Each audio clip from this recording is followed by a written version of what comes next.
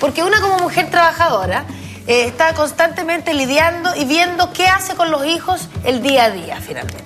Y porque nosotros siempre nos quejamos, los hombres pueden hacer todo lo que ellos quieran, a la hora que ellos quieran, con respecto al trabajo, por supuesto, pero nosotros de repente tenemos derechos, tenemos algún derecho con respecto a la crianza de nuestros hijos. Por eso que tenemos preguntas de la gente en la calle, Alejandra, que siempre está muy, muy curiosa de escuchar tus respuestas. A la gente le llama la atención este tema porque es un tema que es un poquitito tierra de nadie. La gente no conoce bien sus derechos.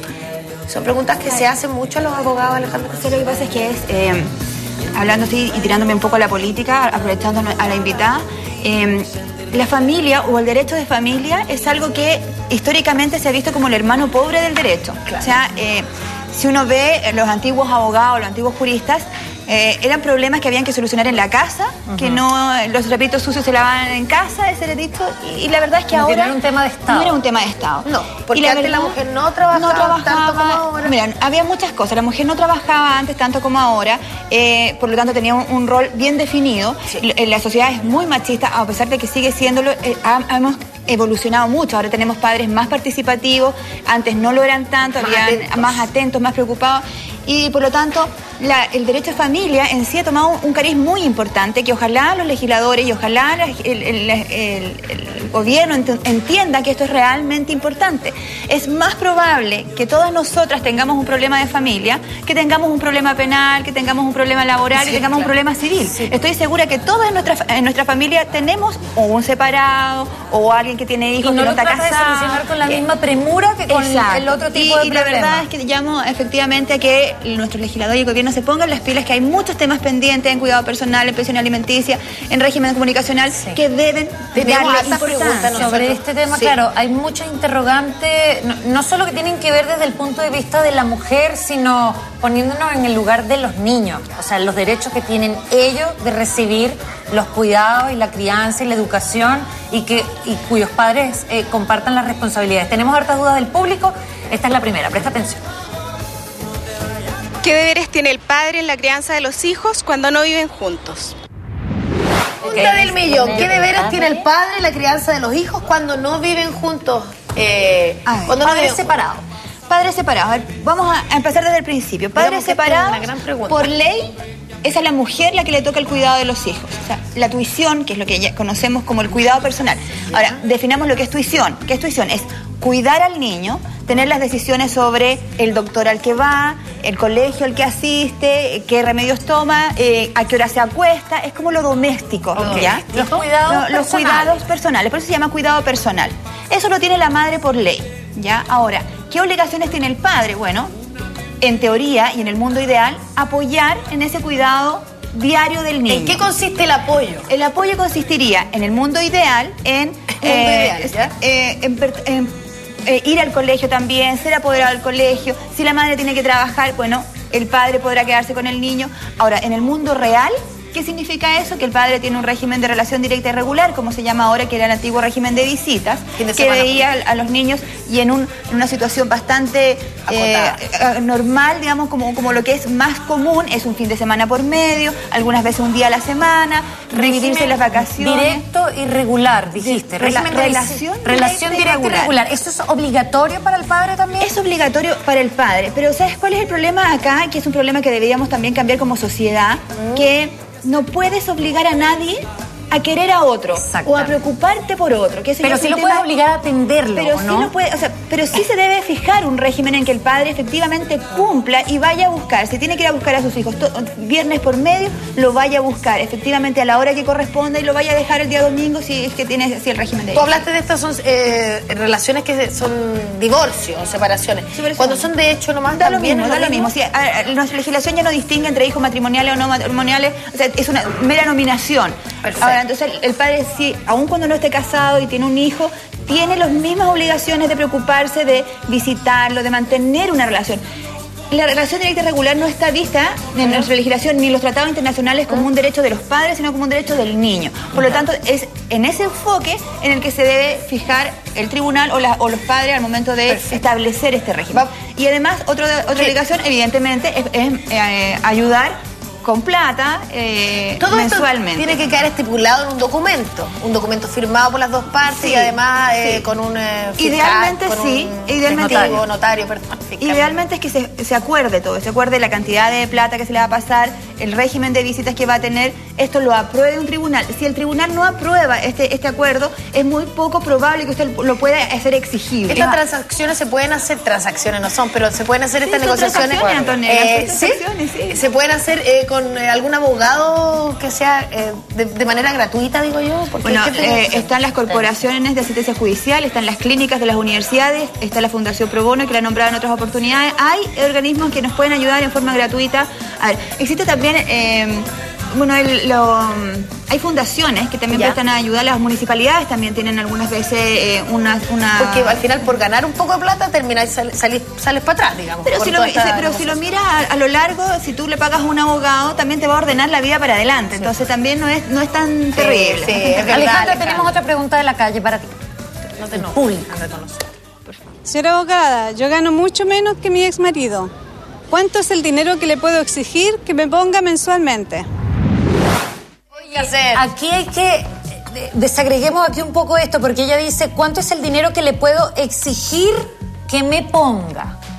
¿A quién se le pone? ¿Es para el niño o también la madre del niño va en esa colada? ¿Cómo son los porcentajes? Eso a mí me tiene muy interesante. Los porcentajes son bien difíciles de decir así como tajantemente. ¿Por qué? La ley establece primero quiénes tienen derecho a tener alimentos. Bueno, la cónyuge, si es que está en un estado de necesidad, que se llama si tiene alguna enfermedad, si tiene imposibilidad de trabajar. O la cónyuge, pero no la excónyuge. Es que no, la cónyuge en el momento del acuerdo. Cuando esté casado, mientras subsiste el matrimonio, tiene derecho a alimentos. Claro, estamos hablando de personas separadas, claramente. Claro, sí, la madre del hijo. Lo que pasa es que si están separados, pero no se ha declarado el divorcio, la cónyuge tiene derecho a alimentos. Además tiene derecho porque si ella está mal, su hijo va a estar mal, ¿no? Si se declara el divorcio, ya no, porque ya no tiene un vínculo. Que se establece por vínculo. Después vienen los hijos. ¿No te quedó claro, Janine? No me quedó claro. Mira, cuando tú te casas con alguien, esa persona tiene derecho a una pensión alimenticia si es que me separo. Claro. Mientras esté casada. Puedo estar separada de hecho, pero casada durante 20 años.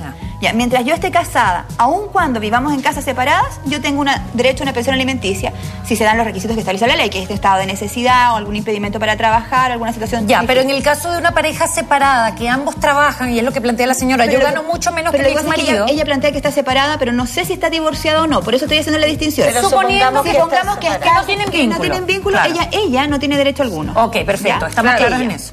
Entonces, la segunda pregunta es... Los niños. ¿Cuánto le corresponde entonces al padre? ¿O cuánto le corresponde a ambas partes, dependiendo del ingreso? A ver, lo que pasa es que la ley establece que ambos padres deben contribuir en la manutención de los hijos, en la alimentación, en el vestuario, en el colegio y todo, en proporción a sus ingresos. Si yo gano 100 y mi marido gana 500, bueno, él pone 5-1. No es en partes iguales. No es en partes iguales. No es en proporción a los ingresos. Perfecto. Vamos a otra pregunta. No, espérate, que es importante. Bueno. Ahora, hay mínimos que establece la ley, que es un 40% de un ingreso mínimo mensual para un hijo, que es un ingreso mínimo mensual, actualmente son 182.000 pesos. ¿Ya? Un ingreso, o sea, el 40% son aproximadamente 72.000 pesos. Ahora, si es más de un hijo, el mínimo que establece la ley son 60%. Sean 2, sean 3, sean 4. Esto el juez lo puede disminuir si el padre no tiene mayores ingresos. Claro. Y el máximo que se puede obtener es el 50% de los ingresos del alimentante, sea el marido o sea la mujer. 50. El 50%. Con eso queda que se tiene que repartir entre todos los hijos o entre todos los que sean. Ese 50% entre 10, 4, 5, 1 hijos. Exacto. Ya. Vamos a la otra pregunta ahora sí, Alessandra. Una consulta para la abogada. Quería saber cómo se regula el tema de las visitas.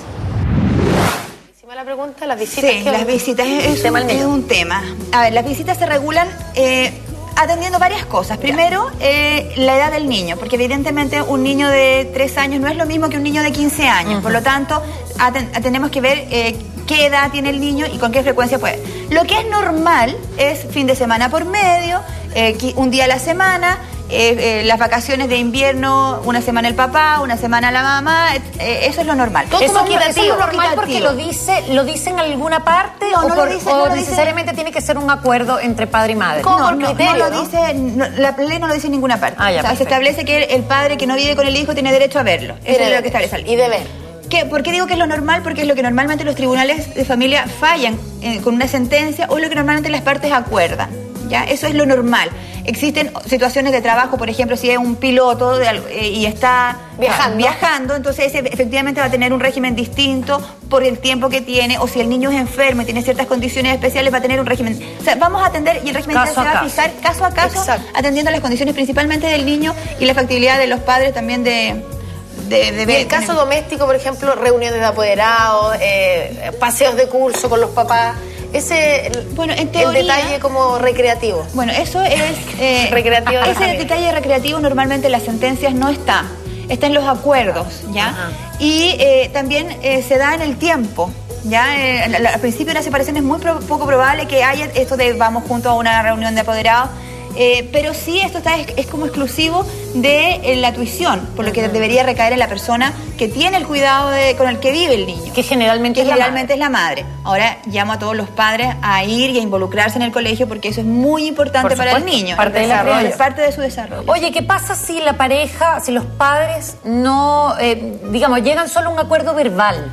No van ante un notario, no van ante un privado a firmar ningún acuerdo por escrito, no van al juzgado a que hay una resolución judicial, sino que es de palabra nomás. Ahí, ¿quién está más desprotegido ante la ley? ¿La mujer o el hombre? En el caso del régimen de visitas, el hombre, porque queda un poco el arbitrio de la voluntad de la mamá si quiere o no entregárselo, y no tiene cómo hacerle exigible, efectivamente no tiene quien reclamarle. ¿Y en el caso económico? Y en el caso económico, evidentemente, a la mujer, porque tampoco tiene quien reclamarle efectivamente no le pagaron o que le paguen. O al revés, él también queda desprotegido porque si le pagó y ella dice que no le pagó, también queda también ahí uno conoce a las exparejas en la parte del divorcio y las separaciones. Tenemos otra pregunta en la gente en la calle. ¿Pueden obligar a mi hijo a irse con su papá si el niño no quiere? ¿Puede obligarme la ley que mi hijo esté con el padre si él no quiere estar con su padre? Esta es una pregunta súper dura y súper real. Esto pasa mucho. Y aquí entramos en una la dificultad del derecho, en el fondo. Efectivamente, uno dice, ¿cómo voy a obligar a mi hijo a ir a ver al papá si no lo quiere? Pero hablando de un hijo adulto, casi. Si tiene 18 años o 17 años, es muy poco probable que lo obligues. Sí. Pero la ley establece que se lo debe obligar. ¿Se lo debe obligar? O sea, mientras el niño no tenga mayoría de edad, no decide. Y por lo tanto es la madre la que tiene que entregar al niño aún contra la voluntad del niño. Ahora, si esta situación se da por un hecho distinto, quizá por algún tipo de agresión, bueno, ahí tiene la mamá medidas de protección y ver la suspensión de las visitas si efectivamente le están haciendo un daño al niño. Pero si no quiere por un mero capricho, porque se quiere quedar viendo la televisión o porque tiene un panorama más entretenido con los primos de parte de la mamá, partiste a la casa del papá, y lo más probable es que la pataleta se haga en la casa, la puerta de la casa de la mamá, y llegue a la casa del papá la pataleta. Y se le va a pasar, se va a entretener con el papá también. Alejandra, estamos hablando de repente la pega de ciertas personas, de otra gente, no yo, tiene trabajo como que son muy desordenadas en cuanto al horario. Y las parejas también son, a veces uno se topa con gente que trabaja más o menos lo mismo que uno, y también hay problemas como de horario, porque son horarios que no son de oficina. ¿Cómo hace uno para, que es una pregunta que hicimos hace un rato, cómo uno hace para coordinar y dejar súper establecido en horarios tan difíciles y tan dispares, dejar establecida una cuestión que sea justa también? O sea, si yo tengo que grabar desde las 12 de la noche hasta las 5 de la mañana, ¿tengo derecho a que el padre se haga cargo de mi hijo durante el periodo de trabajo? Sí. ¿O sea, tengo que buscar otra manera? Debería ser así.